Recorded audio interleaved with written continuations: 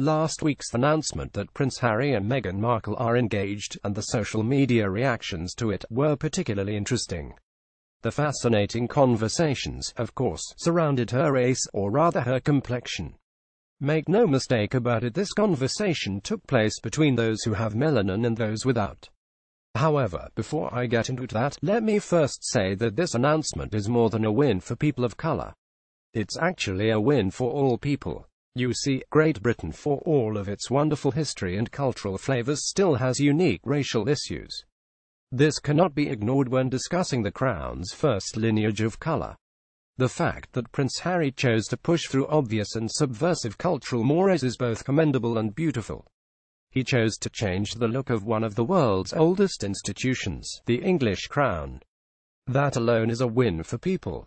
The second part of this conversation focuses on Markle's complexion, and for some, the lack thereof. However one must feel about her color, the world sees her as a black woman. Most important, though, Markle identifies herself as biracial. Her mother is African American and her father is Caucasian.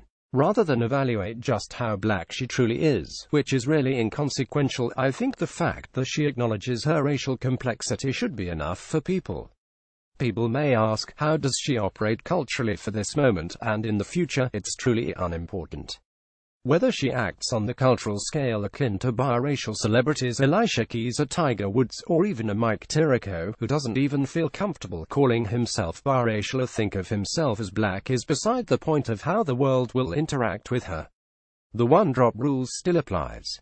I did not grow up multiracial, but I have enough friends who were a product of 2 or 3 races who have said the biggest challenge was not only whom they identified with culturally, but also how the world interpreted them.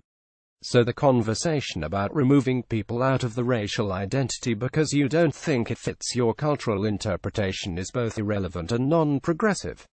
That's not to say I'm not aware that people share their identities in certain spaces.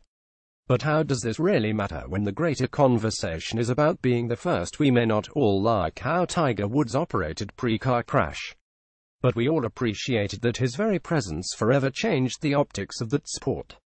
To me, that will always be his legacy, nothing more, nothing less. And so the same goes for the soon-to-be future Princess Markle. How she operates is secondary to how she will forever change the optics of the crown. Cheers to humanity. Kamara A. Williams is an Orlando attorney.